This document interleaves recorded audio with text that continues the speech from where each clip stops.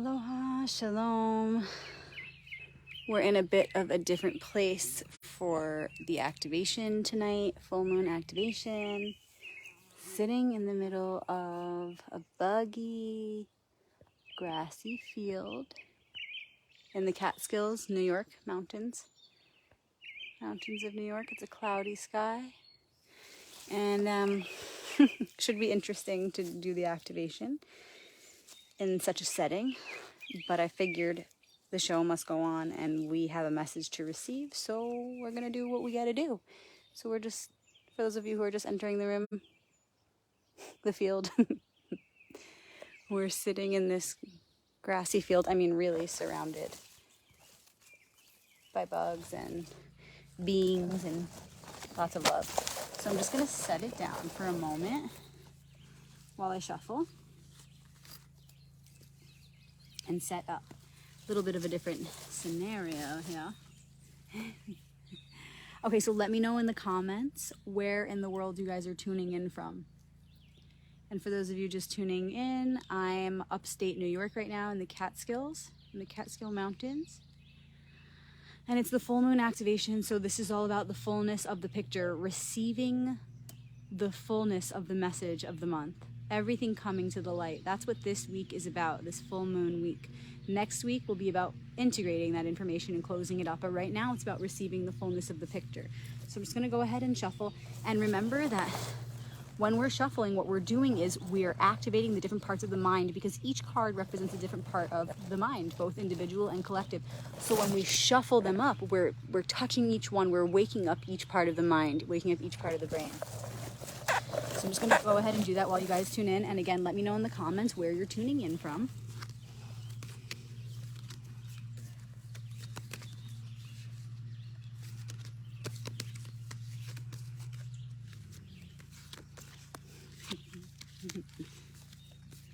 Yay, so good to see you guys.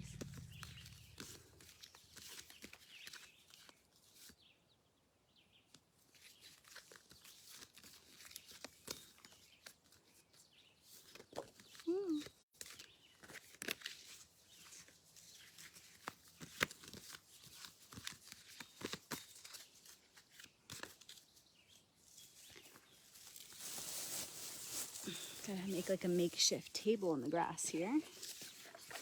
Then we'll take out the Hebrew cards. Remember, they look like this. And I shuffle them up, and they work the same way as the tarot cards.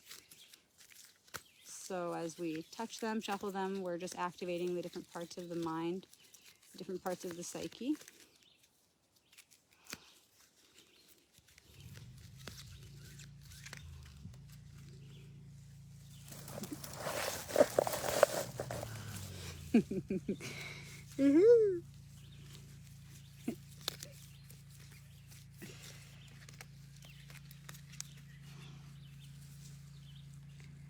Okay, so beginning with the tarot deck, we're gonna pull. Can y'all hear me all right? Making sure y'all can hear me all right. Give me a thumbs up. Very good. And I just wanted to let you guys know, y'all have been sending me some stars during the video, and that's awesome, and I appreciate it. However, Facebook doesn't do anything for the stars, so they don't do any good. So if you want to give back, you want to return the favor, if you're really enjoying these activations, you can find my donation links on my wall on Facebook. It's just Venmo, Rebecca-Magic, or PayPal, Rebecca Magic, or just reach out and ask me. And I'd be happy to share the info with you, because again, the stars don't work, although I do appreciate it, you guys. Thank you. Also, feel free to leave me a review on the Facebook page here, facebook.com/royalpathtarot. Leave me a review. Let me know how these activations have been working out for you, or just reach out privately. Feel free to share this video now while we're still live with your friends, your family, or a favorite group that might like to receive this uplifting and inspirational message for the week. Or you may want to wait till the end and get the recording. I usually have the recording available on YouTube and Instagram, Rebecca Magic, shortly after, but it will be a couple of days before I can get it up there, so, as I'm traveling. All right, so Thank you in advance, Archetypes, Faces of the One, for this message that's about to come through for us all.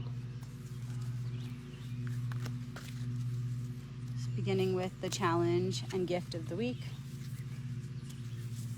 Also the focus, it's called the focus. Challenge, gift, focus. And then just pulling an ally.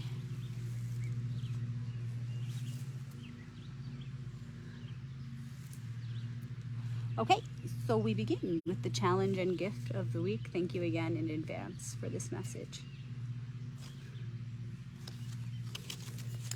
7 of Wands. I'm going to pull you guys out of the grass real quick.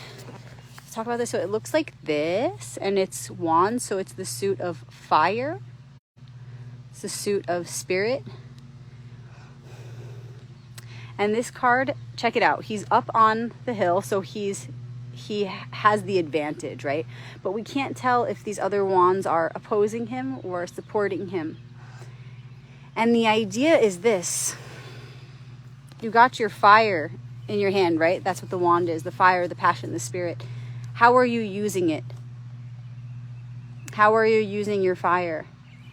Are you defending yourself to an unnecessary extent? Are you wasting your fire defending yourself with people who just can't hear you? Someone who just can't hear you or understand you? Are you getting upset where it's just not worth it, where you're the one getting hurt because you're holding on to the anger, or the unnecessary feelings, overwhelming feeling of anger or being upset or defensive? And the thing is this, we can't just dwell on who's going to be in support and who's not going to be in support of whatever our truth is. We have to know firmly what our truth is, and that's it. And whatever our truth is, we have to stand by it. And sometimes protecting it or defending it means staying quiet. It means being like water. And sometimes, other times, protecting it and defending it looks like fire. So this is the challenge of the week right now, really asking ourselves, where can we calm our fire down a bit? Even if, for example, let's say this guy is you and you have this truth and you're sharing that truth, and all these guys down here are like, yeah, whoa, like reel it in, be careful. Maybe now's not a time to shout out that truth. Yes, although it may be true, that doesn't mean we need to shout it out at the top of our lungs. Truth is truth, and we need to protect it and preserve it and defend it in the right ways, at the right times, in the right moments, appropriately. And always the goal is maintaining a balance of the elements within our expression and within the embodiment of how we carry those elements. Always that's the goal.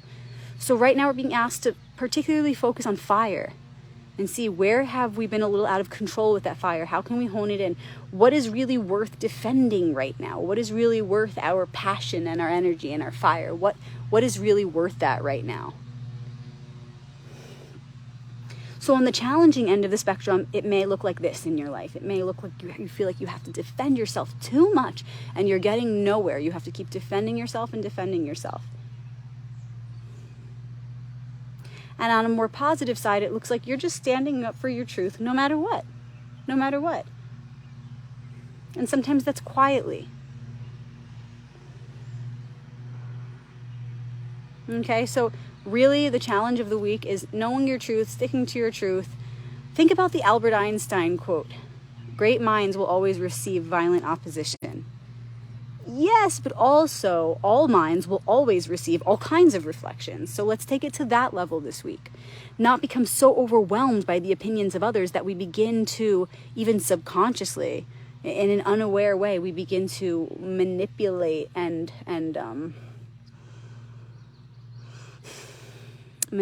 compromise our own truth. Okay, so how are we doing that? How have we been, and really look at it, how have we been manipulating ourselves? How have we been allowing ourselves to be manipulated? And remember, there's only one here, so there's no blame game. It's only self. It's all a lesson of how we can get ourselves sharper and train ourselves to be masterful in these ways, so that we don't allow ourselves to be manipulated, so that we don't have to compromise our truth. And understanding when sometimes you might at first think it's compromising your truth, but it's actually not compromising your truth to just be quiet and not defend yourself sometimes, because remember, the truth defends itself. So sometimes it does more damage to that very truth you're trying to protect because you go overboard and think that you need to defend it when in that moment you actually don't. And remember, what is truth? The essence of truth is light, which is eternal. So if you're trying to protect light, which is the face of all truths, which is the frequency of all truths, then really ask yourself, are you protecting that very light when you are losing your shit and when you're getting crazy or angry in order to defend that light? You're missing the point then. Remember that all truths are one, and all truths are that one light of which we are all a part eternally. One truth. And truth reflects in the virtues.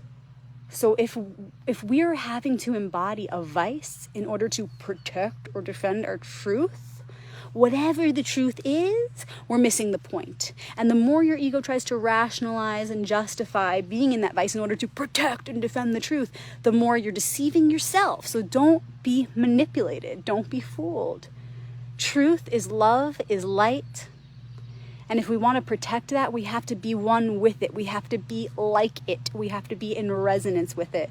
So let's be in our virtuous nature, remembering that that is the way to defend the truth. It defends itself. So just be it. Be the truth, and it will take less effort.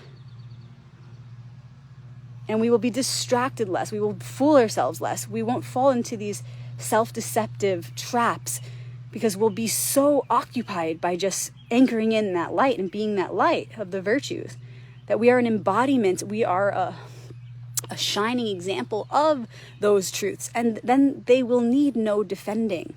Okay, it's like the Ark and the Covenant. The Ark is made of the same material as the Covenant. That's why you can't proceed to the center if you are not in resonance with it. That's the magic of light, of truth, which the Ark and the Covenant represent.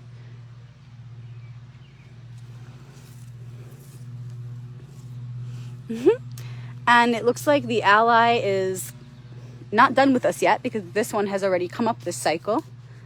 And this is the Hebrew letter Kof. And remember, it's flipped because we're on a camera right now. So if you want to know exactly what it looks like, just type into Google Hebrew letter Q-O-F, Kof. And this is the 19th letter of the Aleph Bet. And it is connected to Arcanum 19, the sun. And so it's funny that we're talking about that, because that card very much has to do with the Ark and the Covenant. The number 19, the Kof, this very much has to do with the Ark and the Covenant. That sun is the true sun, right? Because it's a sun, Arcanum 19, but it's representing the truest sun, the inner sun, the eternal light that shines forever. That's the higher light that we all embody, that is the essence of us all, that we can shine when we resonate with it, when we remember who we are. Okay, so when you're shining that light, you're pure, you're like a child. That's why on card 19, the sun, you'll usually see a naked child or a baby riding a horse without a bridle. It's all saying that in that light, you are protected. Innocence is protected. Remember the quote, unless ye be like children, ye cannot enter the kingdom of heaven. That is exactly related to Arcanum 19 in the occult arts. This is the whole idea that when you shine that light, you are that light. You are protected by your own essence. Nothing can touch it. And this is also represented by the cement wall you'll usually see in card 19 in any tarot deck. Especially in modern tarot decks, you'll see a cement wall, like in Rider-Waite, that's showing the wall that cannot be penetrated as the child, which represents innocence, roams free. Okay? So just putting these together is saying that don't forget. Don't become so consumed by the process of defending yourself and defending the truth that you forget even who you are, what the truth even is, that it doesn't need defending. Sure, there's a time and a place to stand up for it, but unless you find yourself naturally, divinely being guided to that place, check your ego. So it's saying all you have to do to protect the truth is to be in your innocence and shine that light. Be the light of the truth, and you will be protected. Okay, so this is the message of the week, you guys. It's the full moon. This is the big message behind it all. Everything that you've been going through, how can you apply this archetypal message to that? Because remember, these archetypes are relative in every moment. They're timelessly applicable. They're multidimensionally and timelessly applicable. So there's always relativity. So how can you connect the events of your life right now to this archetypal message? Because it is possible. Maybe it's hard for some of us because we have the egos in the way and there's more, extraneous thoughts that are clouding up the mind. But, reach out for a one-on-one reading if you need that help, or reach out to somebody that you know can provide you that clarity, can help you to see. Because sometimes when we're looking at our own lives, it can be hard to identify these patterns. But these themes are always relative. You just have to seek the relativity. Okay, so overall the message is this: what have you been so passionately defending lately, or what have you been getting worked up over? And how can you remember to relax and let that go? By simply tuning in to your truest light, the inner sun. How can you, through remembering that light, remembering that is your essence, the essence of who you are, remembering your immortality through that realization, how can you just, by being that light, recognize that you can let the defenses down? When we really remember that we are that light, the light of immortality, that eternal light of love, of truth, then it seems silly that we try to defend X, Y, or Z. Anything that's worth defending defends itself because it's part of that light that is forever. So what can you let go of? What maybe has been bothering you, agitating you, making you feel like you need to work harder in life? How can you let that go? Remembering who you truly are, the only thing that's real forever, light. Can you relax into that and allow that remembrance to help you let go of all of those ways in which you've been trying too hard lately, which ironically ends up being self-sabotage, counterproductive, causing suffering and pain that is unnecessary. So that's the message of the week. Let go, relax, remember the light of who you really are. That is the light of love, of truth, of eternity. And in that remembrance, in that expansiveness, how can you let go of the battles that have you working against yourself lately? That's the message of the week.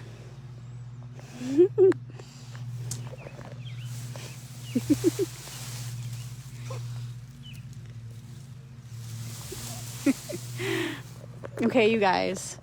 I hope that you enjoyed this message. Again, the recording will get put up on Instagram and YouTube whenever I'm near a computer, but right now I'm in the mountains. And so you'll just have to enjoy it here. Again, thank you so much for your donations. Thank you so much for your messages. For those of you who have been reading my books, who just recently purchased them. I got a beautiful picture of one of you in my email holding up my 2 books. I love that. And I really look forward to getting back to all of your messages about the one-on-one readings. I will be booking all of my one-on-ones when I return to town. So you will be hearing from me by the end of the week. So thank you. Remember, you guys, we have 2 private groups on Facebook. Shabbat Crew, where we talk about the Torah story every week and how it's applicable to anyone. So it's Jewish mysticism. And then we also have the Archetypal Alliance, where we talk about stuff like this. So if you're interested, please join us in our private groups. Enjoy nature, get out there, remember the light of who you really are, because if you remember that, you'll want to be getting out in nature more, because you'll recognize that light is shining so brightly in nature, and really that's one way to get in touch with it. So as I'm saying this, I'm thinking, you guys, maybe some of you want to make suggestions in the comments or in our private group about ways that you can put yourself in tune with that light, ways that you can immerse yourself in that light of truth, of love, which is in nature. It's when you find an undisturbed spot in nature, it helps you to, when you're immersed in that light, to remember who you really are. So please recommend suggestions here. Maybe it's binaural beats, maybe it's solfeggio harmonics, maybe it's just, getting in the middle of a field, or submerging yourself in water, or whatever you can do to connect to the elements and the light of your truest essence, which is immortal. do that. Okay, you guys, thank you for being here for this activation. I'll see you next week.